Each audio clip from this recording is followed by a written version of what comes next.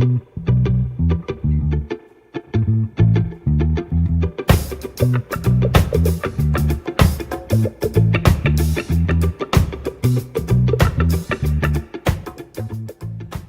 we do give thanks for life and a mighty life. Even we give thanks for all good things around us as sent from Zion above. So we praise Farai for all his divine love, his sincere love. Give thanks definitely, as we are definitely live with you from the Green Zen, where we have the ultimate experience in plant-based cuisine. Also, this is an Acts Liberation celebration, where we focus and we highlight specifically on the goodness among our youths and the things that the young people throughout the length and breadth of St. Lucia are specifically doing in these times to actually uplift themselves and the rest of the population of St. Lucia. So definitely it is a very important program, as we'll be highlighting a young entrepreneur, and also we'll be having one of our brethren coming out of the United States of America, and also a young brethren right here in St. Lucia who is a travel guide. Not a travel guide, or a tour guide. Tour guide and travel guide that's going to be joining us shortly also. So Give Thanks is going to be a power pack program. As even before I touch on the herbs for the hour, we definitely would like to touch on the food for the moment. Blessed. Give thanks, Honorable. And once again, it's a pleasure to be here with the eye and full joy in the moment. We have for you tonight a food which is quite common to the St. Lucian dialect. We know it well, and it's a fruit, so to say.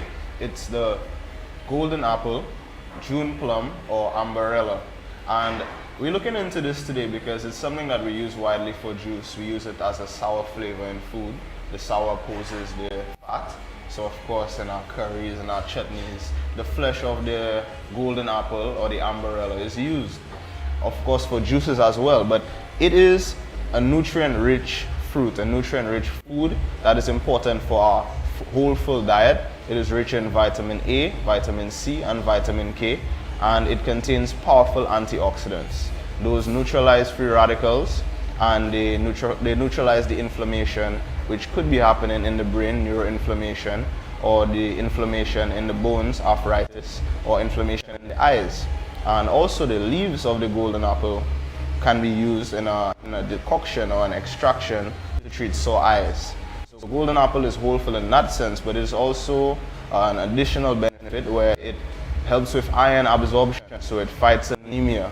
And it also contains calcium and phosphorus, particularly in the skin. So most of the high nutrient density and the vitamin density is in the skin as well, which most of the time we blend into juices as well, or it could even be added into curries just the same as some of the flesh.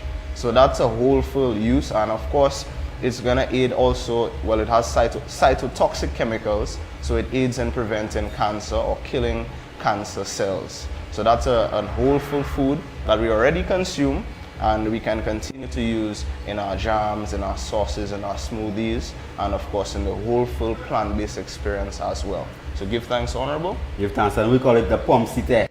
You know, pomme cite basically what they call it locally in St. Lucia. It is a herb that we use also for high blood pressure, the leaves of it, and also the fruit in every essence. I remember when I was going to secondary school, there was an elderly sister called Ma Haynes that used to have like a big bowl with cayenne pepper and sea salt and golden apple chop up inside it, and you go and you just buy it and put it in a bag and you suck on the liquid and you eat the fruit and the jam also. So our overall wellness was not only something that we actually did when we felt sick, but even what we would refer to as our snacks were also wholesome foods and medicines. Definitely the herb I want to touch on today is a critical herb that we utilize at least 4 times every year. That herb is called what we call a cime comptoir, what they call the worm bush, right? And that herb is a herb we utilize to actually deworm. Remember growing up, I grew up in Labrie, and I remember during my primary school days, you know, often you'd find students, you know, they'd get up off their bench and they run to the washroom, and then they're crying because they have worms literally wiggling out of their anus. I don't know if you went through that, right? But yeah, but I mean, in my time, I know that there were times when lots of students, children, your classmates, 6, 7, right? Because of the foods that they were consuming at that time and the bush medicines that they're drinking, they would literally be passing out worms. And some of them would be crying because they're afraid, because when a worm is coming out of your physical structure, it actually tingles. Now the thing about it is now that people don't pass worms again. So you ask yourself why? Where are the worms?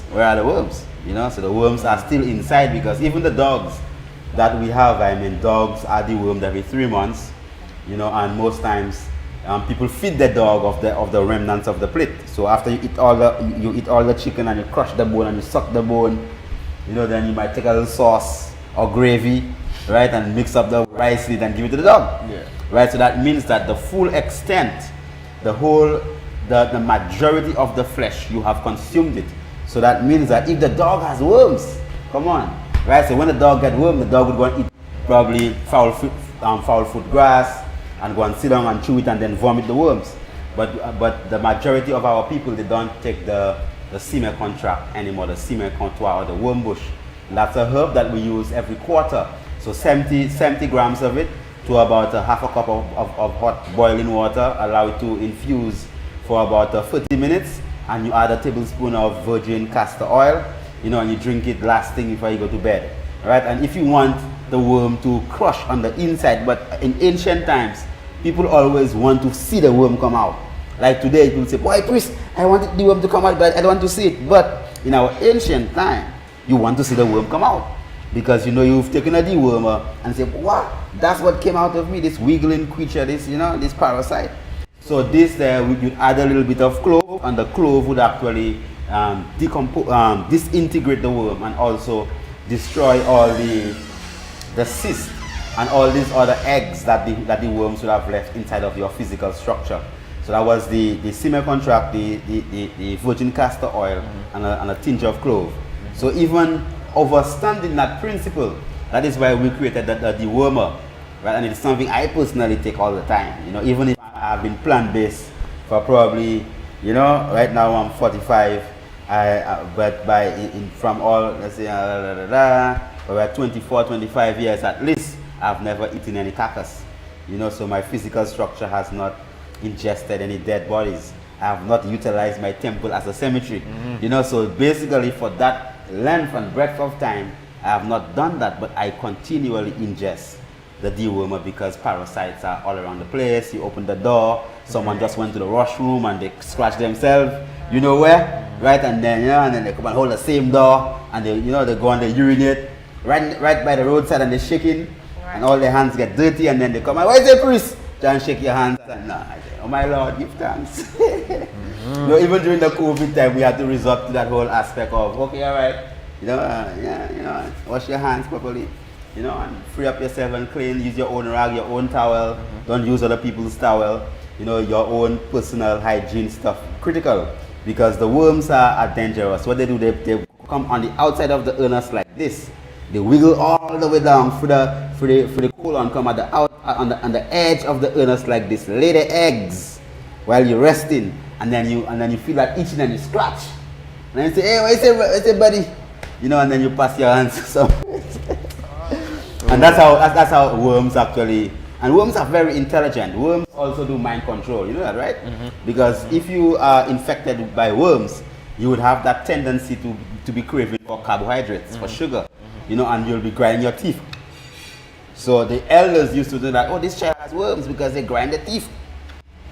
So the worm's telling you, boy, eat some sugar, eat some sugar. And you might think that you want sugar, but it's the worm that's telling you it wants some sugar. Eat some sugar, eat some sugar, so you want sugar. So worms also control your mind. So it's not just a physical thing. You have to go to the metaphysical aspect of things also. So basically this evening is going to be a wonderful moment where we are going to be focusing primarily on the whole aspect of wellness. We have a wonderful sister here with us, and we have another brother on the outside. And we have a special visitor coming all the way out of New York City. Old York. Is it New York? Old York? The Old York, the apple with the worms. Maybe that apple needs some dewormer, right? And definitely we're going to be reasoning with him. He's a youth who actually plays in the NFL for the Cleveland Browns, and he has done some very, very upful works. He's just coming out of Ghana, where he had a camp for Ghanaian youths when it comes to the whole aspect of American football. And this is also a strategy that he would have wanted to implement right here in St. Lucia. He did visit us. We did sit with the Prime Minister. We sat with some people in tourism, but it has yet to come to any level of fruition. And he just came out of Ghana. And I hope as the program goes by, probably we could go on the NFL page and you could see probably NFL and see who exactly he is. He'll be just giving us some words on exactly how sports have actually uplifted him and how it is that you can utilize similar activities like he just did in Ghana to actually help to uplift the mentality of the youths and them in St. Lucia. But Honorable Prophet Edison, you know how it is. You know that time is moving swiftly. So before we go into the intercession, just if you have any words, and then just read the biography of our beloved sister here.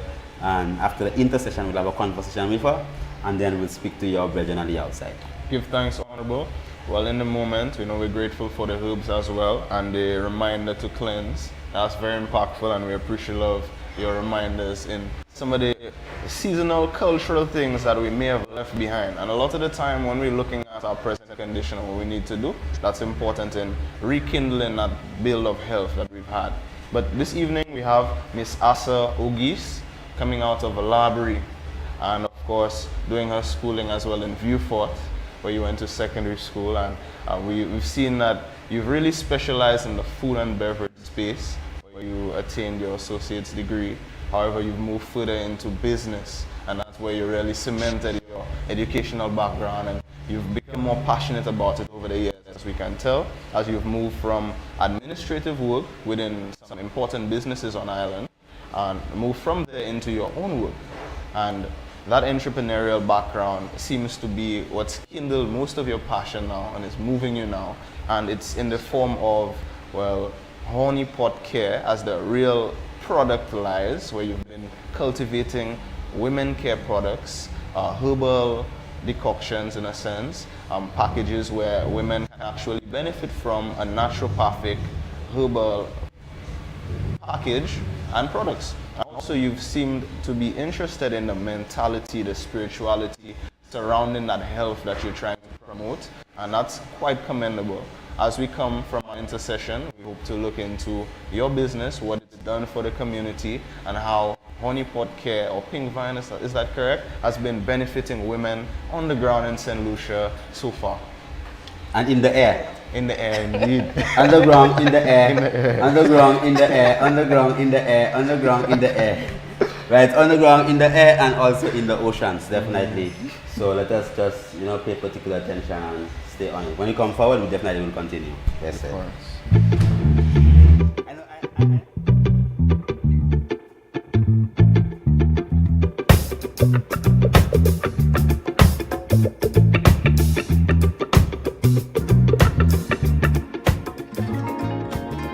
The answer is just like a natural gift that, we have been able to extract out of nature in such a way that people can use it.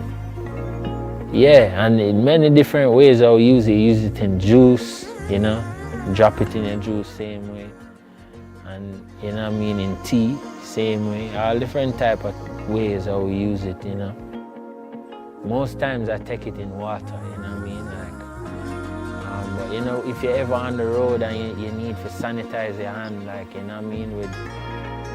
with something that is like antibacterial at the same time, that is one of the things they can use the answer for, It's for people who undergo and people who are trying to incorporate the natural levity into everyday modern life, So it's a gift, we give thanks, it's an answer, for real.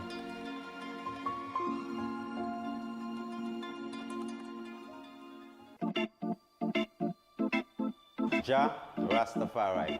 Give thanks for life and a mighty life giver.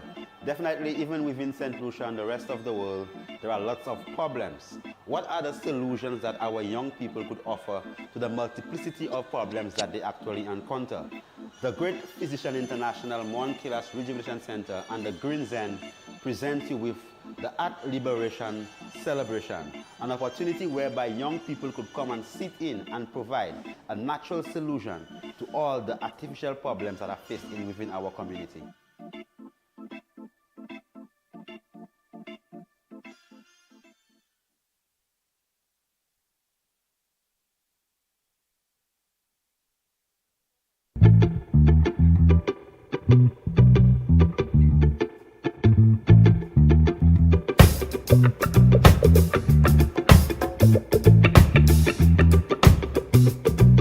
Yes, my Lord, give thanks for life and a mighty life giver. Definitely we give thanks for all good things around us and from Zion above.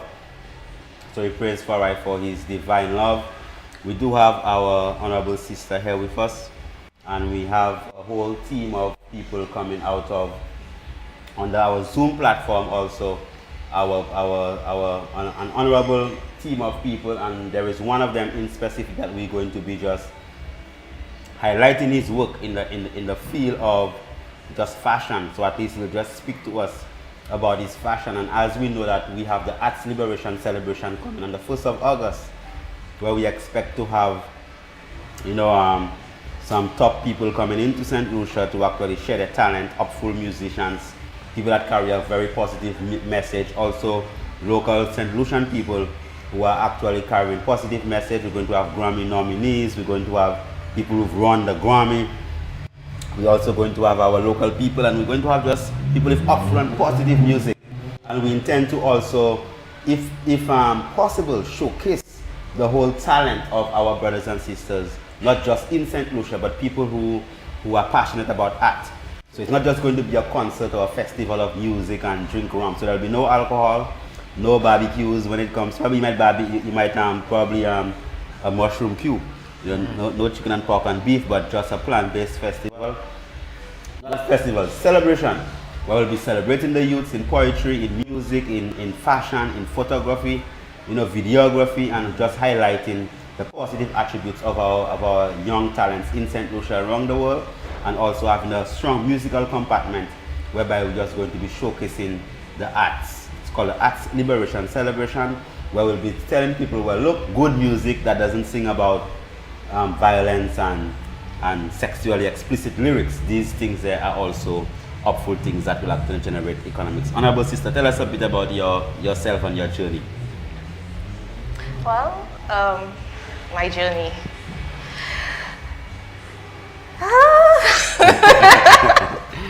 It has been interesting. I think from young, certain seeds have been planted. I don't know, probably divine seeds. So I'm Asa Ogis from the community of Burns, like he said, and I am passionate about business. And of late, because of the business I'm currently doing, I'm passionate about women now. So that is something that just came about, something that is totally new to me. Business has always been there. From a child growing up, I'd do anything, not anything, sorry, but I would always go to the market with my grandmother. I'm always selling for my mother and all of that. So it has always been something that was inside of me, the business side of things. So I remember looking at your platform, and I am from the same community in the countryside of Labrie, not just Labrie, but in the countryside. I used to be living right on Laho Road. They call it Lagwas, the Grace. So basically, seeing your platform as a young person coming from the same community, and seeing how precise you were when it came to your branding and how you actually dealt with your promotion and your marketing, I was impressed. And I remember meeting you about probably almost 2 years ago, and you were coming out of the virtual space and into that physical space of opening up a physical shop. What actually propelled you to go into the realms of the business of just honeypot, and you call it honeypot care? And I see you have it's the caring of the vagina of the woman, eh? Yes. So you're talking about woman's vaginal care. What really propelled you into that aspect of just taking care of the woman's vagina? Myself. So it's taking care of mine first. My story is that I used to struggle with BV. I had no idea where it was coming from, and I would go to the doctors countless times, nothing Like it would go and then it would come back. And I know it's not anything that I'm doing. So then I started to look into some other sources. And the product that I got was the boric acid. It worked for me. And I remember during COVID when everybody was home, I was like, let me just put some people on. So I went and I posted it. I was like, okay, ladies, there you go. This will change your life if you're struggling with XYZ. But then the business part of me said, oh no, you're not giving that for free. I took it down in less than an hour. And then I think probably a week after I was selling. So I would sell out before I even get the stuff in my hand, yeah. Okay. And so that's really what happened with that. And then from that, I now start to realize that women have a lot of issues that I had no knowledge of. So everything else came from that thing. So, Yeah. so how has it been, the journey from this young sister coming out of bus, you know, to this right now? You are up north. You have a thriving business. Is your business thriving? You making money? I would, of course. Of I would say because I live off of it. I do not. The way you would speak of you come from Bunts, I guess in your time what you had different struggles compared to me. For me, I never felt like where I came from was, how would I say it, prevented me from doing anything. Impediment. Yeah, it didn't bother me at all. I didn't feel like there was anything stopping me. And the other thing too is I'm not usually with other people. I've always been on my own, so I never felt distracted. And that's a come for me in my time. Not everybody went to secondary school. Well, You know, so like my mother had 5 boys, right? And my 2 eldest brothers never got that opportunity. You know, and even if they probably had the mental aptitude, right? Probably they would have to go and carry bananas or, you know. Sure. So there was that age, that limit when you come from the countryside, whereby everybody up in the city side would have that, it was okay, it's normal that, okay, you go secondary school and you know, and you do your CXCs. For our time, coming from country, like in countryside, you know, it was a privilege to actually break the barrier and be the first of the family to actually be going to a secondary school. You know, so when I say coming from that space, I'm speaking from that, Yeah, I from get that perspective. But I mean, I know in your generation, secondary school was. you had to go. Everybody went to everybody school. had to go. Yeah. So I do not find it. It was not difficult for me personally. And again, like I said, I was always on my own, so no one is influencing me. I never asked for permission from anybody. I just did my thing. So you have a first degree in what? Business. Business Business what? administration. Business administration. So that is one of the issues that most of the conversations I have with people with degrees, right? I'll say, but you have a degree, you have a master. You're supposed to be a master in this, and then you're doing nothing. You know, you have a PhD, you know, you have a doctorate degree, right? And yet still you do nothing, and you have to wait. Say, but please, boy, they have no work, and, you know. So, into the extent that you have people with degrees that come and then they want to take like some small teeny weeny bit of money just to get a job, Right. go up and down, 8 to whatever time. But you have actually materialized the essence of going and learn something and having your own seed and just investing your own talent and energy in your own thing and then making it into something productive whereby you have a branch in Beaufort Yes, I do. and then you're working on another branch somewhere else and you are employing people and you are helping the young people even get a job. So tell us, how was the struggle for you? Because you know that apart from, you know, we have violence in St. Lucia now with the young man. We know that among the females, our sisters, you have molestation, you have raping, you have abuse, you have all different type of things. That whole aspect of that, whereby the majority of our sisters are just on that kind of a vain kind of mindset, where everybody just want to, you know, be as naked as possible, you know, wear as little as possible, you know, and just look as sexy as possible, and everything about them is sexy, sexy, sexy.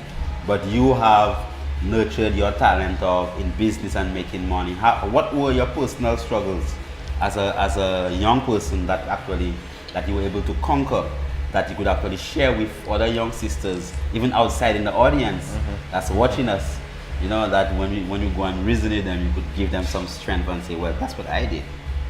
Personal struggles. I'd say my biggest struggle was when it came to having the brick and mortar. At the time, again, not knowing too many people who has done it, so I didn't know who to go to, and you came in. So you really helped me with that aspect of it. I think that was my biggest struggle in all of it. That was my biggest struggle because I've always been driven. Like I said, I never asked for permission.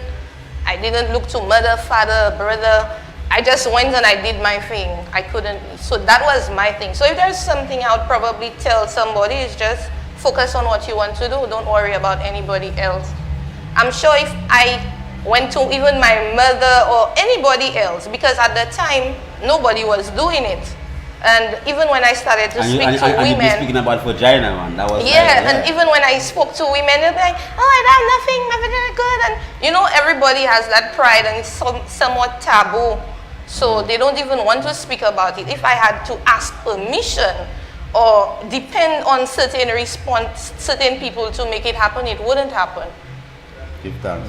Yeah. Prophet, So- anything? Give thanks. I must say, I'm just marveling in the victory of the story, right? It seems like we have a fearless young woman approaching the market, looking at the benefit that it can offer to people, which is really where we're looking at the empathetic side of business, where we human beings, and when we cater products towards people much like ourselves, then you find stellar production, stellar performance, because the products are actually necessary. And from what I've understood, your retail is extremely high quality, and you've been able to maintain that through, I'm sure, consistency and your deliberate interest in what you do. So, of course, commending you for that, because that is exemplary. And to all the people watching, it's the same sort of initiative that we are promoting, where if you see a space in the market, your research, of course, your education, your experience, but don't be afraid to take a chance on the market and revel in the opportunity. I don't even think she took a chance. She was very sure. Yeah, she was sure, deliberate, and she's she reveling wasn't in even it. a guest. Yeah. So at this moment, we just want to just interact with Honorable Dr. Dr. Wayne Rose. It's out. You know, I don't know, say we just went, who's there, Menelik? You know, so definitely, so let us just have a short word with Menelik about his own triumph as a young man and his position right now, as he said previously when he introduced himself, that he did most of the biggest shows in New York. I know his father have shown me some of his work, and it is just revolutionary. So tell us, Honorable Brother Menelik, how it is that your journey and what position do you hold when it comes to the whole aspect of how the love for what you did in the whole fashion industry was able to sustain you economically and keep you on that straight and narrow path? Yes, Honorable. Just to mute the sound a little bit. Yes, Honorable. But as you said, I mean, it's exactly that. I mean, for me, the positioning for me now is to now position and to continue on, you know, the path of happiness, the path of growing and innovating art, not even just fashion, but growing and innovating it, making it better, making it stronger. You know what I mean? And being able to see other people take what I've done and then go ahead and do their own thing in their own way and shine their own lights, you know what I mean, across New York. When I came here, it was about 7 years ago. And when I was doing the shows and things, it was sort of just me doing it. And it was, you know, it was DIY or do it yourself, the underground type of vibe. And to now be, you know, so far from that, doing more amazing things, but then to see people who are just coming to New York go and take up that that recipe and then find successes is something that you just sit back at and you just marvel at. For me, you know what I mean, just to see how people, they, you know, they see that, they take that recipe and then they can go far as well. So it's something now that it goes past from what it can do or what it has done for me, but now it's about for me to see what others can do and how they can make art better and how they can make fashion better, and just better the process of life and humanity, because that's what it's about for me. It's not even just the fashion thing. But for me, it's about educating people, giving a story, but a non-obvious story, trying to challenge the viewer, trying to challenge the artist, trying to challenge the buyer, trying to challenge in every way, challenge and educate. Those are my main goals when I'm designing or creating any type of art. If I might, if I could ask you, Honorable, um, basically you are a man, right? And normally, even from the space that we come from, there is that whole aspect of like the macho man, you know, and then you wouldn't really associate fashion with the masculine gender, even from our perspective.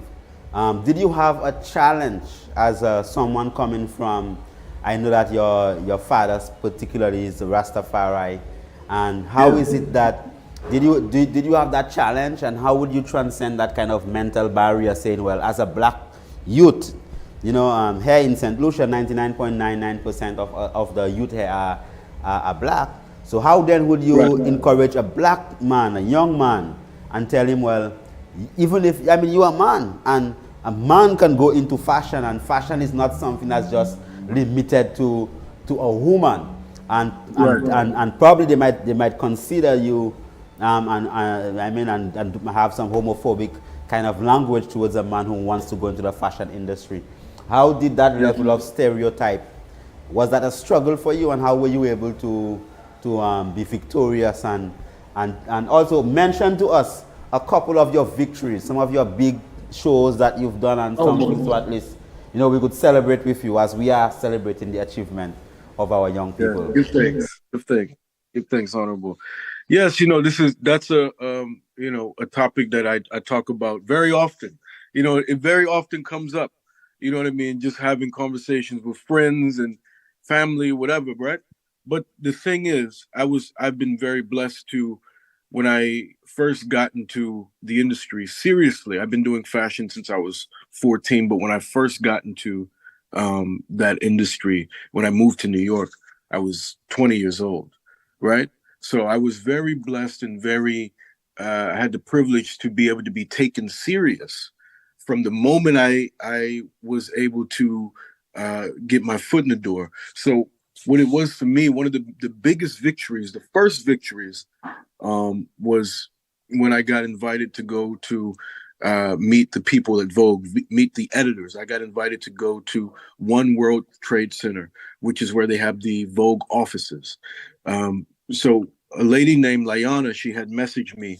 She's one of the top writers now at Vogue. This was years ago when she had messaged me. She messaged me. She said, "Hey, Menelik, we love your work. We're obsessed with it." At the time, I was, you know, to get a message like that, that's like, you know, that's like winning the Super Bowl. That's like the craziest achievement that you could get at that age. That's like that would be like your degree in art at that point. Because mind you, I'm not someone who went to school for this.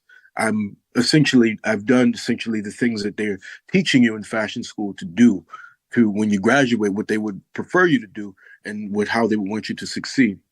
But long story short, I get invited to go to the offices. I show them my crochet work, which is my most impressive work, and most technical work. So they see that work. I mean, they're blown away. And then, you know, from that point on, everything just takes off. You know what I mean? It's like everything is connected in the fashion industry. They know that, you know, this specific young designer is coming. And it's like the message of the word is out. But it goes back to what I'm saying. When they saw my works, they knew that this is not a child that they're dealing with. This is not just someone who is doing something so it looks cute, or it's just something, oh, he's just making that. It's something very technical and complex. And there's a level of degree to it that shows obvious, apparent skill. So that's one of the reasons, and one of the ways that I was able to be fortunate enough to have them take me serious. And just going into just my race, I mean, one of the things that I purposefully try to stay, I try to be non-obvious. So I mean, going into it, obviously there's always elements of my culture. There's always elements, of where I came from in my background. But I want to be non-obvious because I don't want to give people exactly what is in front of them. It would be the best option to go into my culture, Nyabingi, Rastafari, to go into my family culture. That is the obvious thing. But I see in the fashion industry that those things can become toxic. They can become polluted. So I'd rather not pollute my culture. So what I do is I give subtleties of my culture in my work. So the crocheting is a testament to my grandmother who would crochet me and my twin sisters blankets. So that's the subtleties instead of giving them an obvious cultural gesture, because usually in those spaces those things can be taken advantage of, and then you'll be labeled as just that, and you'll be expected from white people to do only that. So that is another reason, and that's how I maneuver myself in that part of that circle. You know what I mean? Trying to be non-obvious, trying not to give too much, and trying to just be accepted as a designer, not just a black designer, which is something they try to put on us. We don't need to be in any boxes. We need to just be in the box. You see what I'm saying? So go ahead, Owner. Yeah. I'll So give you the yeah, floor. I mean, you're right. Well, it's just giving us a sense of context, because it's not like we are here seeking, to any kind of pity or from anyone, but definitely you know that there are the struggles that being in your space and that space, plenty of the things.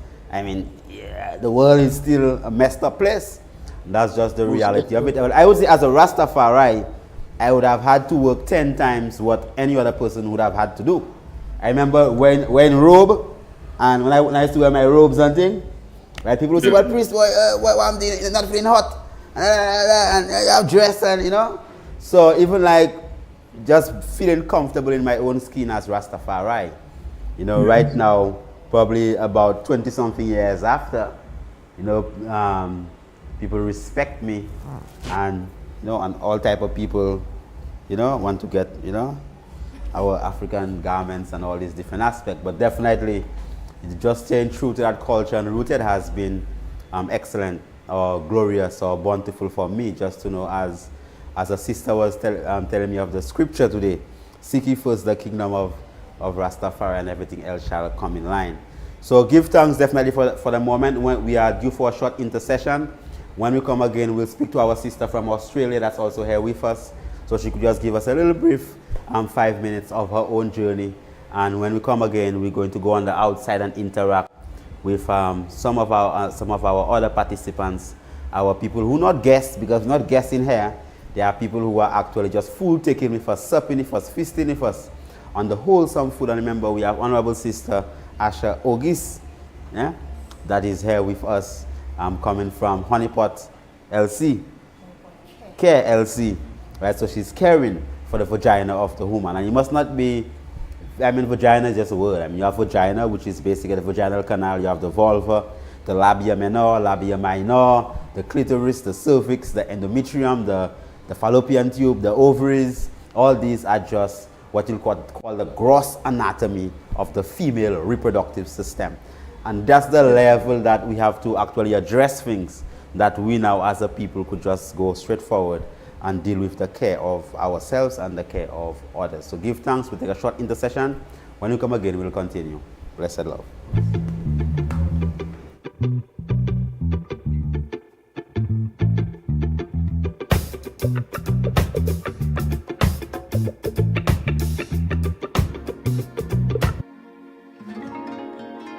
The answer is just like a natural gift that, we have been able to extract out of nature in such a way that people can use it.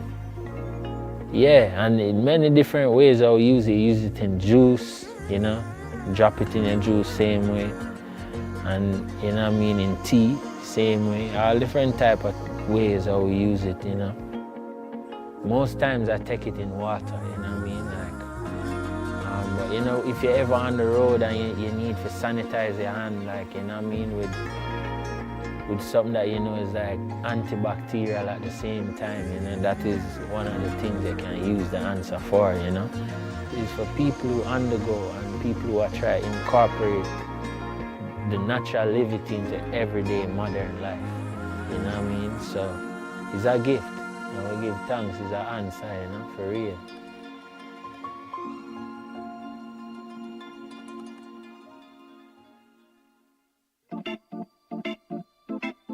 Jah Rastafari.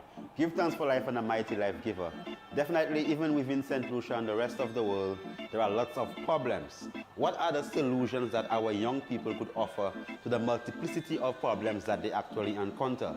The Great Physician International Moankilas Rejuvenation Center and the Green Zen present you with the Art Liberation Celebration, an opportunity whereby young people could come and sit in and provide a natural solution to all the artificial problems that are faced within our community.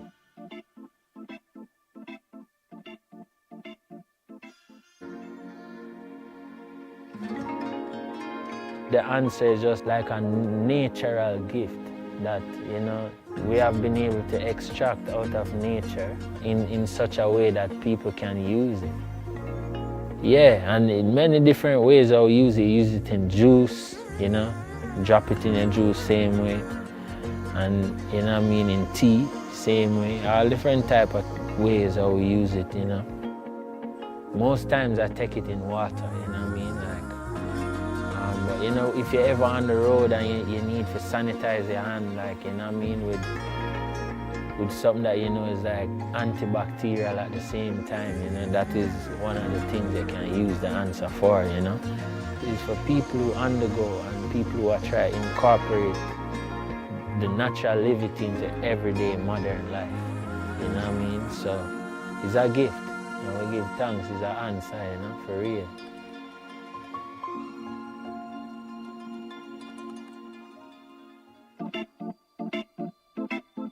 Jah Rastafari.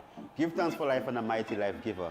Definitely, even within St. Lucia and the rest of the world, there are lots of problems. What are the solutions that our young people could offer to the multiplicity of problems that they actually encounter? The Great Physician International Moankilas Rejuvenation Center and the Green Zen present you with the Art Liberation Celebration, an opportunity whereby young people could come and sit in and provide a natural solution to all the artificial problems that are faced within our community.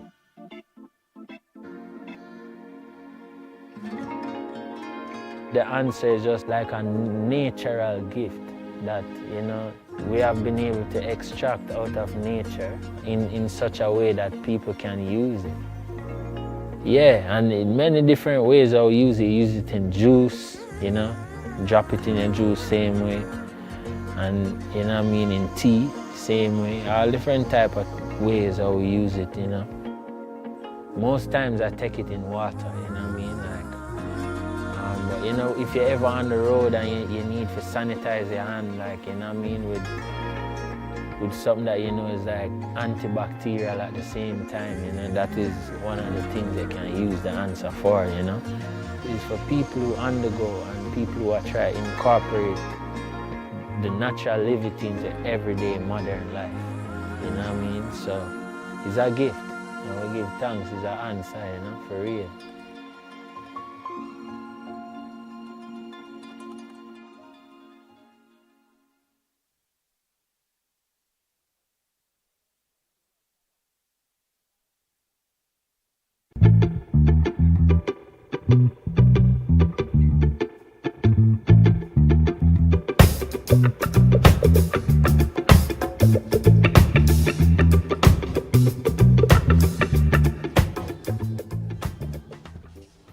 Give thanks.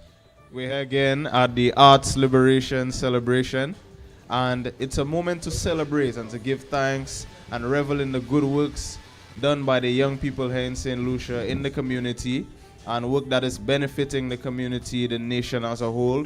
We're going to look into some of the more exploratory work that's being done to unravel the mysteries in the gem of St. Lucia. And we're looking towards a young man who has been working on the ground for several years. He's done 7 years as a tour guide, and we're appreciative of his overall take and his approach to displaying St. Lucia.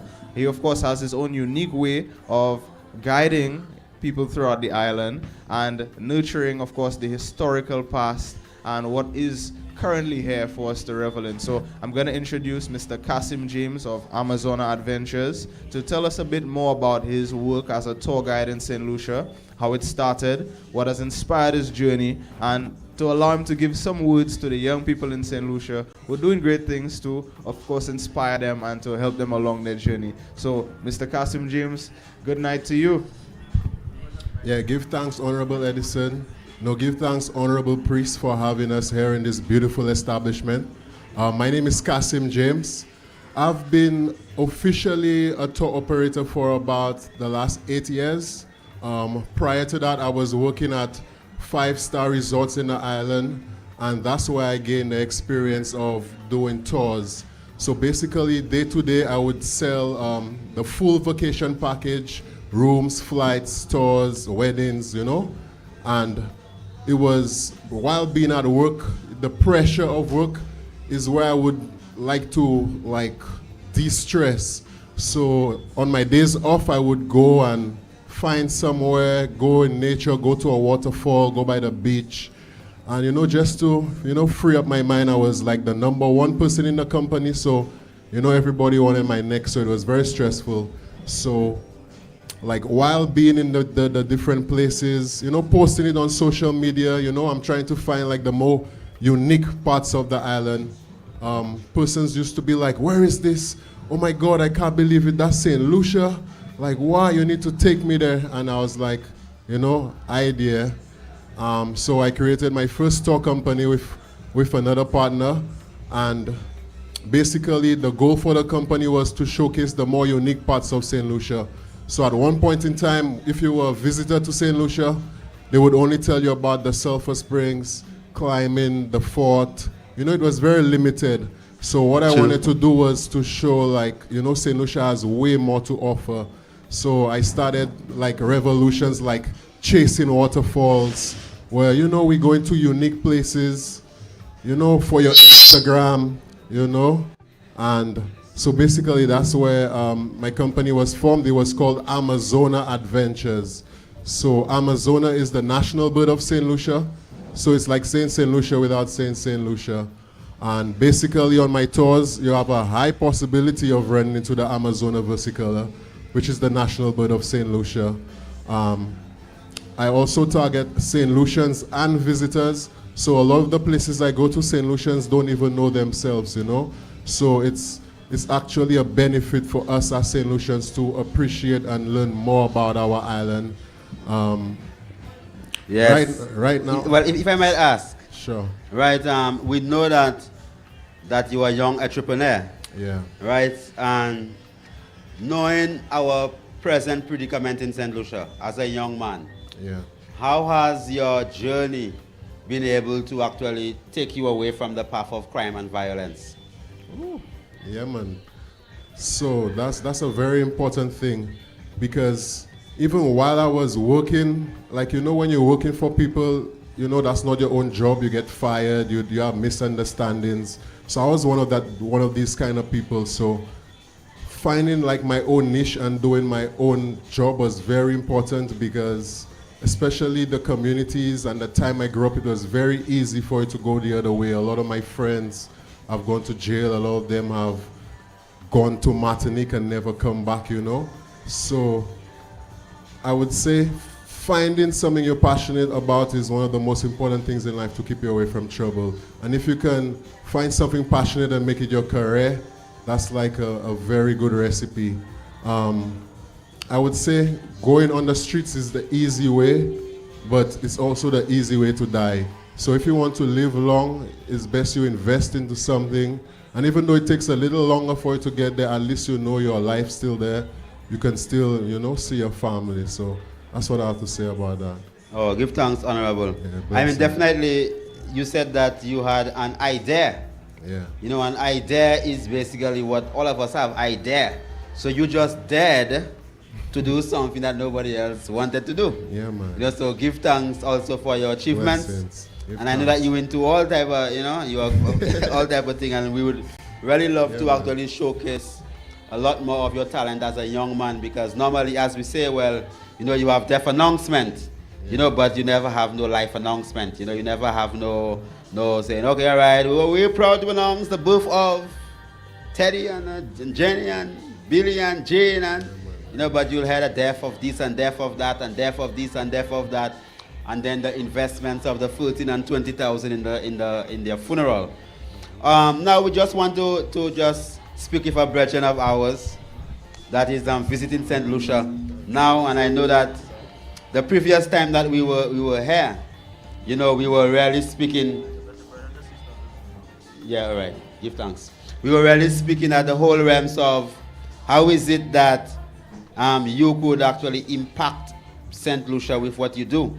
And we spoke also about the whole realms of your visit into Ghana, not just this year, but last year. You actually initiated that whole program where you had initially called it the NFL in Africa. And now it is something that has actually gone mainstream. So tell us who you are and exactly what you do, and why is it that you feel that it was necessary even for you to go into Africa and try to bring up a portion of the youths out of the country that you were originally came from. Give thanks. Give thanks for life and abundance. My name is Jeremiah Owusu Koromor, and I'm an NFL player for the Cleveland Browns. Great friend of the most honorable Priest Kalesh, and I give thanks for this opportunity to be here. To the question, we started going into Africa about 2 to 3 years ago, specifically with my organization called Inqua. I really wanted to shift and refocus and to revolutionize the mind of the athlete, first and foremost. And it's needed from our athletes to be a light to the people. But not only a light, but actual guide, you understand? So with Inqua, we go into Africa, first starting in Ghana. Wanted to allow them to understand that the opportunity that they have is not just for the NFL, or it's not just for a broad community, but it's also to help their community. Not just from crime, not just from any type of poverty that they have, but the entire mindset and the holistic aspect. So we push forth and we emphasize food. We emphasize healthy food, a healthy liberty. We emphasize a change of mindset, wanting to focus your mindset and your opportunities and your resources to bring them back. What to do you your call healthy food? Some people might say, well, chicken breast is healthy. Well, what we try to do is Inqua. Inqua stands for the wholeness of life. And the first letter of Inqua is N. So the N stands for natural. So anything that is natural to our environment, let's say plants, and we'll say fruits, those things that emphasize a, we'll say more, how do I want to put this? We'll say a more agile and a more profound energy source to your athletic ability. Give thanks. Give thanks. I know that you came to St. Lucia. We met with the Prime Minister of St. Lucia. That was last year. Yes. You know, and it was your intention to actually utilize that same model that you are presently doing, you know, in Africa. And I know that it's picking up steam because I think that the NFL is going to Kenya also. So how is it then that your interaction with the Prime Minister was? How was that interaction if you... Well, the interaction was interesting, I will say, but when given the opportunity, I believe that St. Lucia can be a spot where we come into and actually implement that Inqua, that wholeness of life. But it's not just about a one-day camp or a two-day camp, but it's about a whole experience to implement sustainable programs, sustainable things to uplift the youth, and not just physically, but also mentally, as we know. But like you said, I mean, it's a process where everybody has to be involved. It's a process where it takes a community to not only raise a child, but also enlighten his consciousness. So.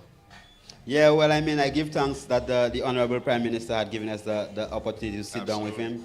We also sat with the Minister of Sports, you know, and also we went to tourism, right? So then, St. Lucia recently have had like a spit of murders, you know, like probably in a couple of days, 7 people shot. And Yeah. St. Lucia is only about 190,000 people, you know, and when you have like over a couple of days, you have over 10 people dying, you know, right, in 7 days or so, like through violence, like shooting and like women, you know, young people, 19, 15, 16 years old. How has how has your journey as an athlete, and how do you think that you coming within that space with what you do, how can this redirect that energy that the youths have into something more wholesome than take it, put out a gun and pull a trigger and shoot their own friend? Yeah. Well, it goes back to one, my personal experience. My brother was also a victim of violence, a victim of murder. So it goes back to my personal experience, me wanting to actually show love, because it comes back to a lack of love. You know, the youth do those things because they want to be seen, and they're not seen at this point. So when I'm implementing those programs, you know, the love causes for an evaluation of the society. And with that evaluation, it's almost like love brings forth this parenthood out of you, no matter what age you are. I'm 23 years old. A lot of people that work with me may be younger. So it really stems from an ability to see and evaluate the culture and what the youth want to do. They want to play sports. They want to be athletic. They want to do something. They want to be a part of organizations. They want to be a part of community, which is why they join gangs, which is why they join different organizations that may not push for the same narrative as we talk about. But it just really stems from that love, and that's what I think sets Inquire apart in its reference to showing the youth love in the degree that's very tangible and sustainable. Well, give thanks, Honorable. We have, before we come forward to you again and to Yes. our beautiful sister that you have here, I know she's your personal carer. We're going to come to her shortly. She basically prepares some wonderful feast and thing for you, and also Give thanks. as a foreground, not a background, a foreground in the healing herbs. Yeah, right, yeah, so we'll yeah. come to her. But before we go to her, Brother Randall, we just want to come forward to our sister from Australia. Is she still with us?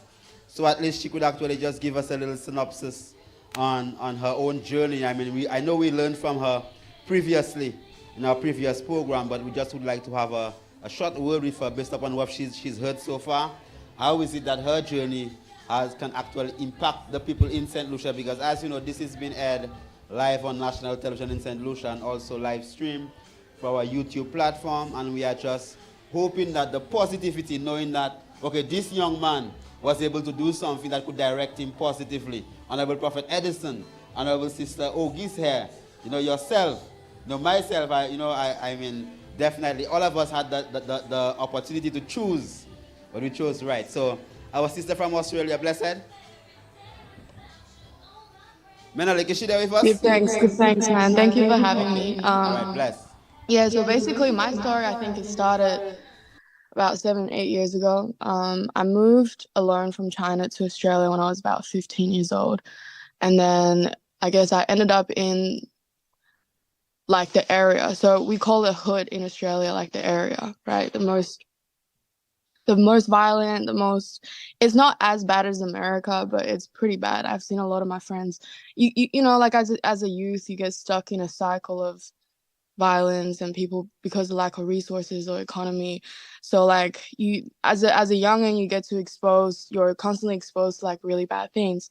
So I just remember really not being able to find my way around like that age, being 15 and not really even speaking the tongue of English, you know, like in a foreign country, really looking for my place. But that being said, I've always been an artist since I was young. I always know that I wanted to create and influence and help vibrate the world to a better place. I don't know why, I just always knew that.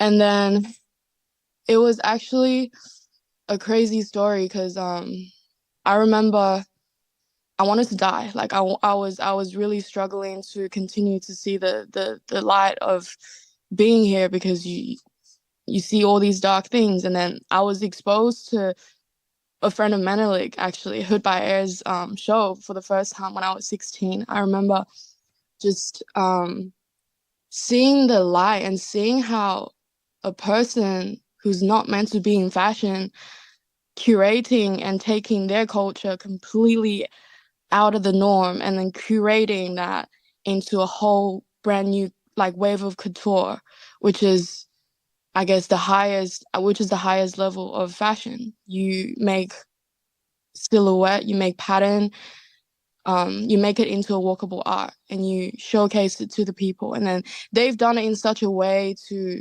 embrace their culture, embrace their identity, from Brooklyn, New York. So I just remember seeing that at home and realizing, even though it's so far, if they can do it, I can do it too. So I think it was God as well. Like when I was 16, a designer from LA came down and mentored me into becoming a stylist.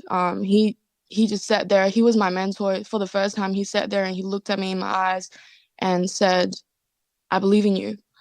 So I just remember from there like a fire of hope and a fire of enthusiasm and passion and love for fashion and love for really just love of art, just pulling, I guess, pulling my ambition from my culture, because my whole thing is really just like drawing my inspirations from my culture, what I've seen on the street, and then what I've seen, because I was raised with Africans. So I was raised with a lot of Sierra Leonean and South Sudanese. So I was exposed to their home. I really grew up with like all of the communities there, and just really blending a whole full blend of culture, like bring that into my set design, bring that into my redefinition of like garment, taking, say for instance, a designer's garment and redirecting that and calibrating that into a whole new set of imagery. And then I showcase it to the people. So I think as a youth coming from that sort of place to obviously now that I'm at Vogue, I'm doing all the biggest advertisement. I've done stuff with Porsche, Qantas, all the airlines and stuff. I think it's just like my work is on the billboard. I think it's a big testimony that I just knew like it takes 1 to 2 seconds for a person to see an image and be impacted and be provoked and to be able to feel something, to feel something through an imagery. They don't have a choice but to feel that. That's energy, that's vibration, that's frequency really transforming through that person without a voice, without a sound. Like if you're human, you can feel it, does without languages, barriers. So I just knew that was my superpower. And just it's crazy being able to go from where I'm from. That's God's gift. Give thanks. So, in a sense, you've seen beauty out of the chaos, out of the situations where you might not have deemed favorable, where perhaps if it was up to you, you would have never experienced it. But in the same way, you've taken the beauty out of it, you've allowed it to craft you, of course, through your faith in a higher power, in pulling the life, pulling you, and higher power pulling you to continue to contribute to your community. And I think that's an extremely powerful message for young people in St. Lucia, that even though their surrounding space might seem chaotic, that there's still beauty to be found with, of course, the guidance and the confidence in oneself, in the work that one can actually produce. So I want to commend you, of course, for your work and for pushing yourself so far into the fashion industry and taking up space, feeling the authority that your passion, your words have to be put out there and manifested, and that's amazing. Of course, we have young people on the ground. Absolutely, we have young people on the ground here who I'm sure are feeding off of that energy, feeding off of those vibrations, and of course, they too are adventuring and they're going forward into uncharted spaces. They're putting forward work that may not even be already available. So that encouragement is extremely important. Perhaps we can look at what she has to ask and what she may contribute to this topic. Let's go. Ms. Issa, what do you think that young people on the ground can do to, of course, grasp what is going on here and push it forward in a creative sense? Can you rephrase this, please? What do you think that young people in the space can do to, what can we see? Is it the beauty in the environment? Do you think that we have a space here where we could really grasp art and push it forward? And what do you think we could do to encourage that? What we can do? Yeah, as young creatives. Just encourage each other. A lot of people do not have, a lot of young people, they do not have mentors and people who believe in them. So I think one of the things that we can do, like he said, is to show love. And I think that's one of the first things to put out there. Just show them love, and if you see something in someone, let them know. As small as it is, you nurture that seed. Yeah, I think that's one of the things that we could really do to help young people bring their artsy side out. Give thanks. So in the same way, it's become a recurring message that by sharing the words of encouragement, we can continue to allow a young person to thrive in what they're doing. Sometimes we don't see it on people's faces, how they may be coping with their realities. And of course, a journey encompasses many experiences, many days that we have to face. So of course, we smile together, because sometimes we may cry alone. And we're grateful that as we come together as a community, be it through festivals, through productions, we can give light to young people and allow them to take up that space and allow the passion to be seen. Of course, we have young people who are coming in on a standpoint of improving the whole community through love, through the work that they want to contribute on the ground. And here we have a sport like, the football, American football, which I've personally seen young people cling to. I mean, back at the college, we saw young people who were really interested in that space, even though it was after school, but there was like a lot of guys, like over 20, 30 people who probably might not even be as involved in another sport that we may see more widely promoted. So in the little niches, in the spaces where perhaps we think that it's not as important, we need to continue to water that and give thanks to the young people who are on the ground, who are actually producing things, who are actually giving forward their creativity and are putting in the effort to manifest it. Because like Menelik said, he came forward, but he also took his work so seriously that he was not to be seen as a young or as a naive person, but as a young mind with a lot to contribute, with a lot of value to give. So in what we're doing, we have to continue to appreciate the value that we see, but as young people, appreciate the value that we see, but as young people to continue to nourish ourselves and feed ourselves so that as we stand up with utmost seriousness in respect to our passion, in respect to our love for our work. So give Honorable, thanks. give thanks. Definitely. So we are due for an intercession. Just before we go into that intercession, because we're not taking a break, because we're not breaking anything here. So we'll just intercession between the session. We just want to give thanks again for having, Brother Jeremiah here with us. Coming out of the rotten apple. He must be, it's in New York. But New York is the apple. Is not rotten? New York? Yeah. Do I have something to say? Yeah, so what's good about New York? The good thing about New York is this. New York is a space where the plant-based foods is in high variety.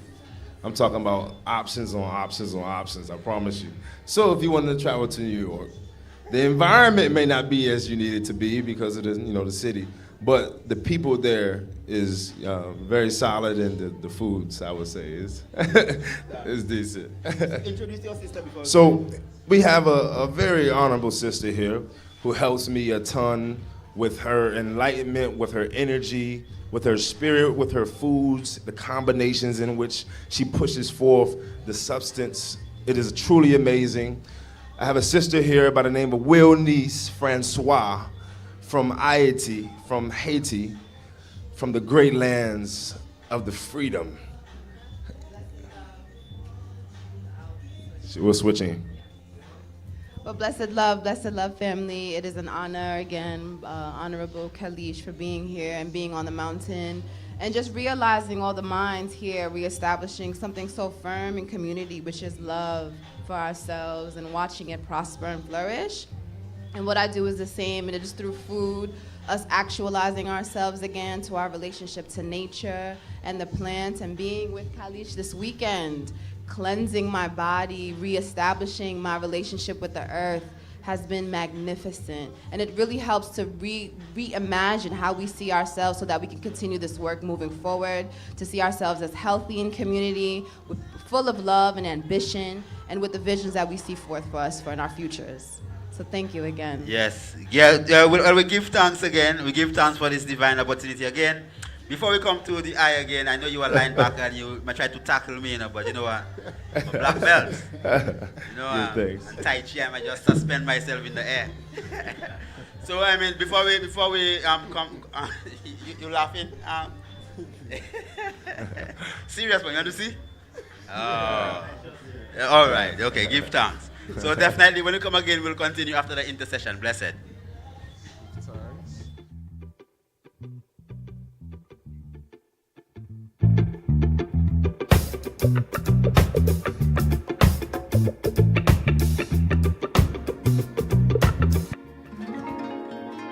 The answer is just like a natural gift that, we have been able to extract out of nature in such a way that people can use it.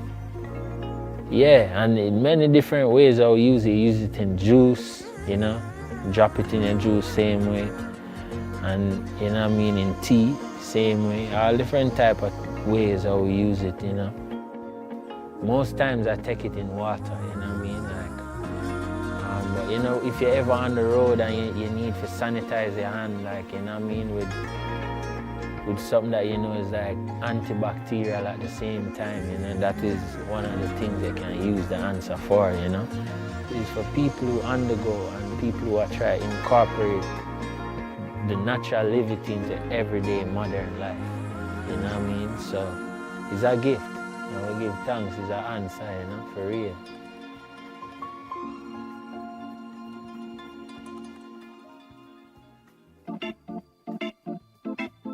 Jah Rastafari. Give thanks for life and a mighty life giver. Definitely, even within St. Lucia and the rest of the world, there are lots of problems. What are the solutions that our young people could offer to the multiplicity of problems that they actually encounter? The Great Physician International Moankilas Rejuvenation Center and the Green Zen present you with the Art Liberation Celebration, an opportunity whereby young people could come and sit in and provide a natural solution to all the artificial problems that are faced within our community.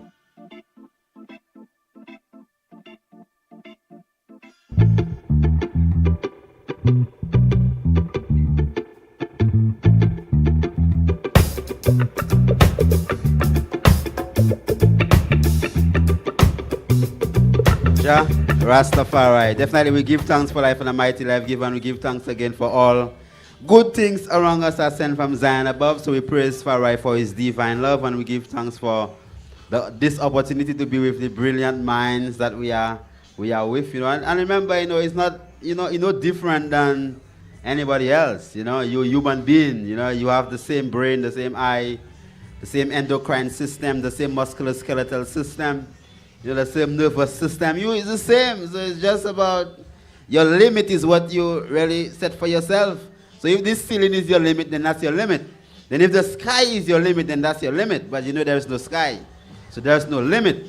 So remember that everything in life is limitless. So we could push ourselves and work to achieve whatever that we basically want to achieve. Honorable, before we actually go forward and take some contributions from our people here and some questions, and also with our people on the Zoom line to close off with them, give our young St. Lucian man, and woman some words of inspiration. I know that you do some charity work also in IET, where you send some children to school and so forth. Could you just give us some words of inspiration that our young people in St. Lucia who basically, I would say that I'm not blaming the youths, because I always say, well, the system actually spits out the youths. I mean, the youths are a direct product of the system that they exist in. And whereas in Jamaica, you might have music and athletics, and some other countries, America, you might have the sports and this and that, and some technology.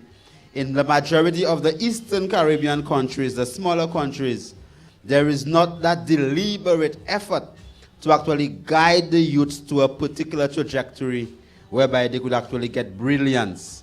Because if it is that we really have to resolve the issues, we have to actually put in very specific things in place to help to change the outcome. What words of love and hopefulness do you have for our sisters and brothers in St. Lucia? Yeah, blessed love family. I say being here and watching such young minds self-actualize and learn themselves, learn their power, be in connection to nature is, I think, very vital in how they're actualizing and realizing themselves to change the trajectory of the future. I mean, we have such beautiful examples in front of us. We have an honorable elder here in community willing to teach and learn. And I think to find encouragement throughout the day is really in studying your environment, seeing who you are as a young man, as a young woman, and actualizing that on a day-to-day basis, and being really intentional throughout your day and what you're ingesting, what you're eating, what you're reading, what you're listening to. All of those affect the way in which the mind works, and that then helps you to help realize those dreams and build a better future for what you see and know, because those dreams are feverish and we see those examples in front of us, right? We have the mountain as a safe haven for you to go and see yourself and realize and reestablish that relationship. And our sister here who works with plant medicine, learning how to realize those things and use and heal our bodies. Our brother here teaching us about the places out throughout St. Lucia to learn. It's the wealth that's here and the resources that's here right on this island really helps to project the abundance that is your birthright. And once you understand that and really take heed to that, the world is your oyster. Give thanks, Honorable. Well, oyster, you got it right? Oh, yeah. All right. So definitely, before we go to the audience, our people and our panelists also, we just want to just take some words, some closing words from, I know my advisor is off the Zoom, Honorable Dr. Wayne Rose, who is an elder that actually guides me accordingly into my path. But we do have younger Rose here, Honorable Menelik, and our sister from Australia here. So definitely, we'll just take a minute or so just to give us some hopefulness before we actually go into the audience, and we'll take some questions from you and also some comments and some feed forward from our panelists. Blessed.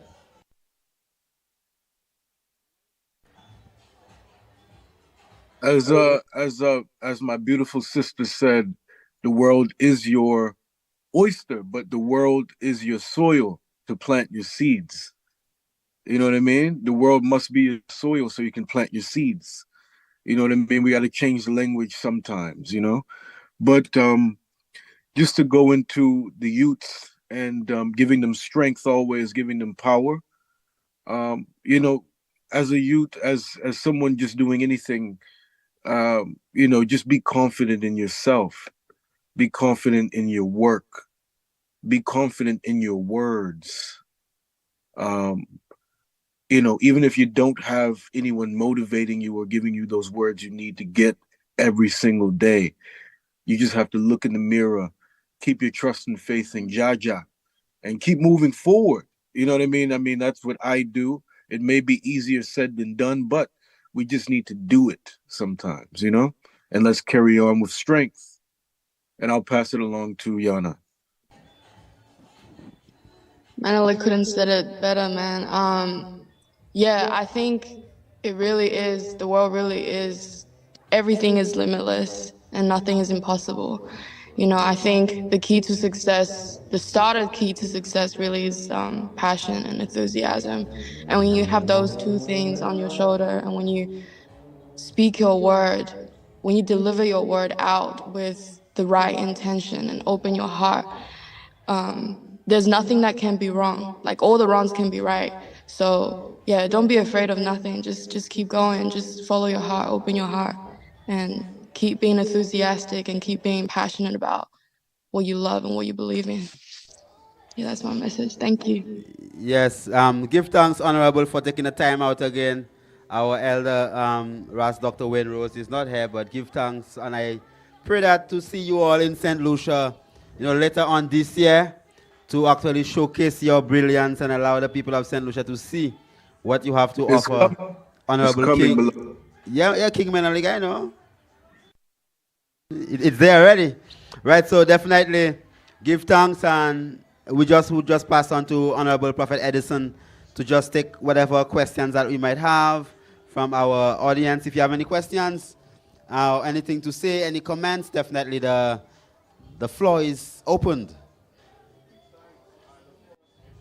Again to Brother Menelik and our sister from Australia, really beautiful reasoning and encouragement for young people to be fearless in our approach, be confident, and to inspire others through our passion. Of course, right now we're going to go into our audience, lovely people here who want to ask some questions to our guests, although we're not guessing. And of course, we're going to allow them to do so as we delve a little deeper into the entrepreneurs in St. Lucia, in the community, and what they're doing nationally, how they're affecting change. So I'm going to go right away onto the audience.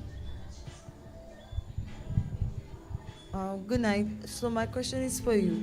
In terms of having two different outlets in your business, when it comes to product and purchasing product for retail and purchasing product for both stores, don't you ever have a problem with one store being shorter than the other in terms of products? And how do you kind of solve that in terms of being in Viewfort, living in Labrie, and then all the way in Castries? I live in the north, so correction, I live in the north. But no, that is not a problem because St. Lucia is small. Viewfort is an hour away. Also, I have a system, so I can monitor everything that is happening. Yeah, I have a system. I'll just say that. My system works, so we hardly have that problem. If we do have shortages, it's because I just have a shortage on the product, period, but not this location has and the other doesn't.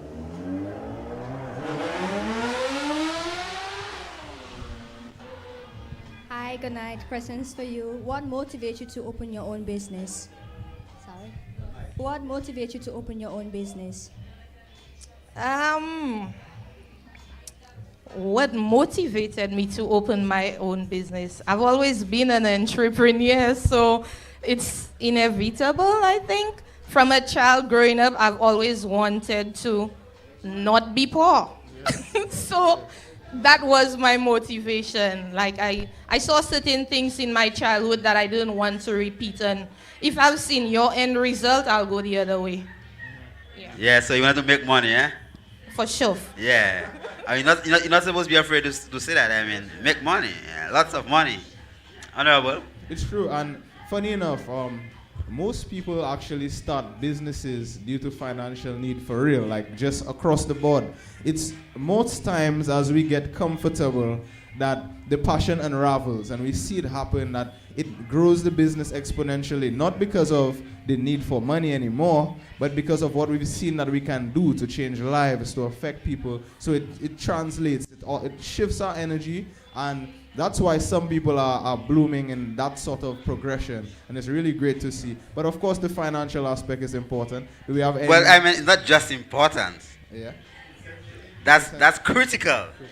Yeah, that's like the ICU unit. Yeah. Yes, brother, ICU. I just have one question. That is, what are some of the sources of energy that you have found that you use to keep yourself moving in spite of difficulties? Okay, so rephrase. So to rephrase the question, what do you use to keep yourself inspired to continue moving forward in spite of difficulties? Again, it's the money one. Let's not forget that. That is critical, like you said. Firstly, it's the money, and in what I'm doing now, it's the difference that I see in people's lives. So like you were saying, Prophet Edison, the passion, the is empathy now there. Yes, so I think that's it. But firstly the money.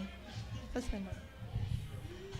Yeah, remember that the loving money is not the root to all evil, as we know.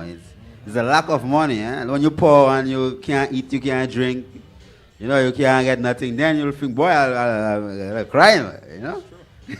Yes, my brother, you saying? Okay, so my question is to the young man in the center. I know it's been a little bit quiet for you, so I'm going to be targeting you now.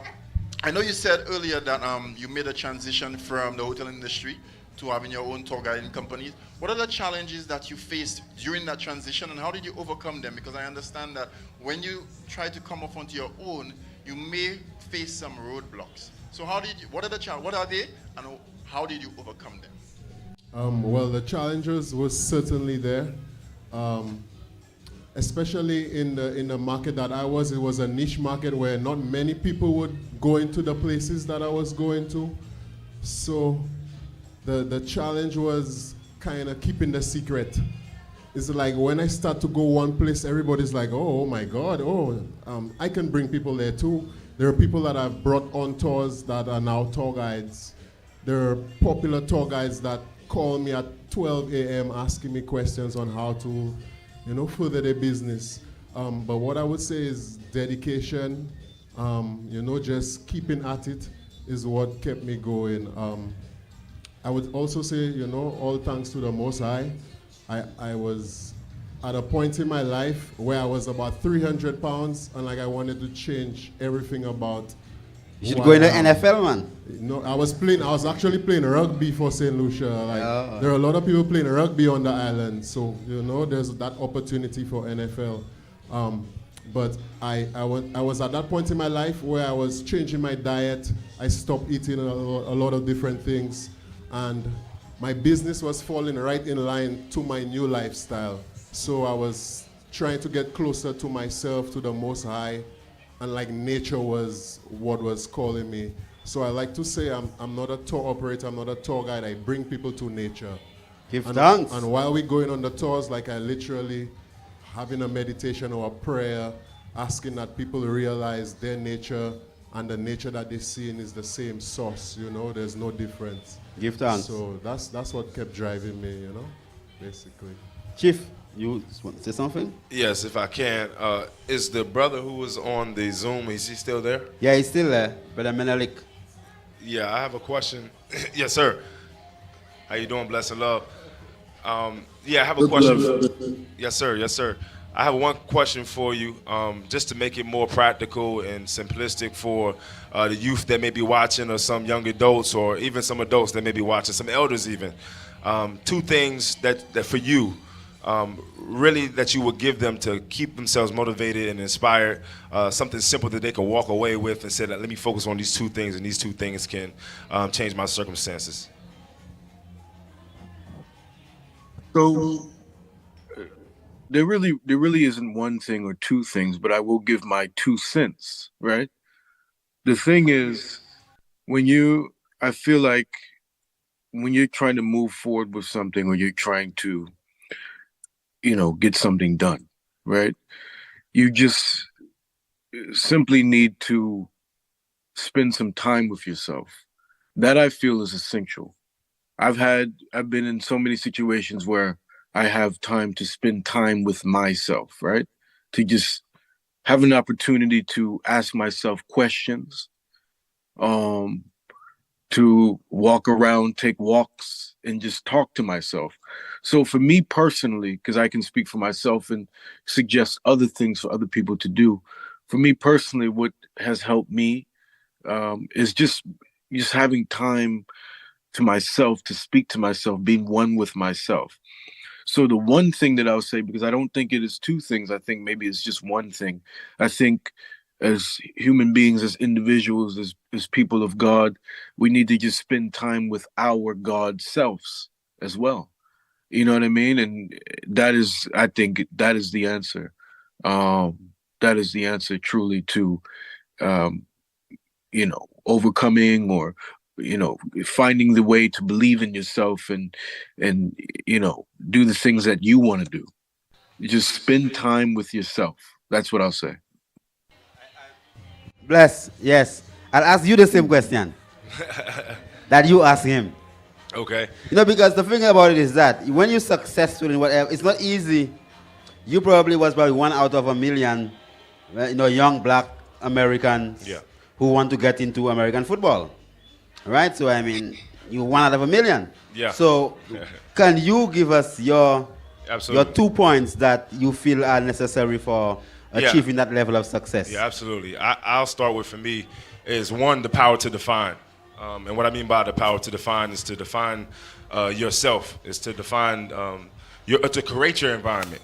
I believe is very important. Your environment makes up all of your senses, what you see. You know, I know the sisters talked about what you're reading, what you're listening to on a day-to-day basis, the music, the frequencies that's going in and out of your ear, the foods that you taste, right?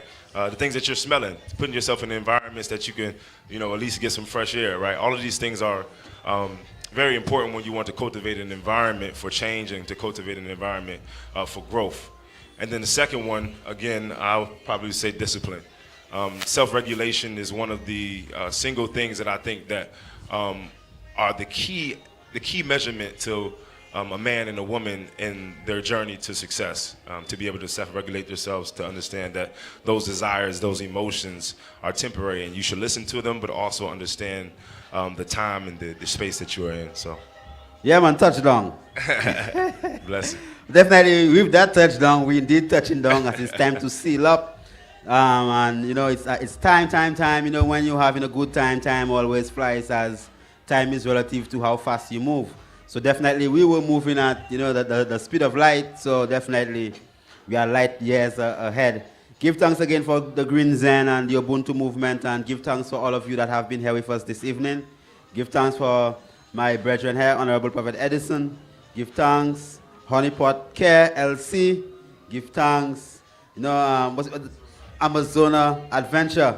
Basically not just touring people, but taking people to nature. And as you know, we are part of nature. And I would be the pearl in the oyster, right? Not just the shell, you know, and the earth definitely has the most precious things are deep within the bosom of anything that you would go through. So give thanks again for our people who are with us. Give thanks for asking your question today. Give thanks for everything, and definitely looking forward to the Arts Liberation Celebration coming the 1st of August here in St. Lucia. That's where we're going to be having our Rising of the Gods retreat, where it's going to be all-man event.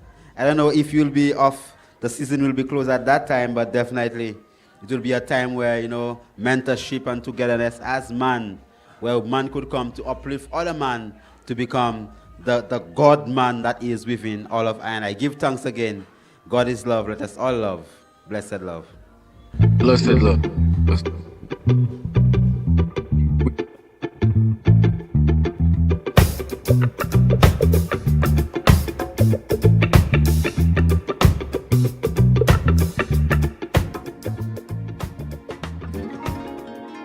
The answer is just like a natural gift that, you know, we have been able to extract out of nature in such a way that people can use it.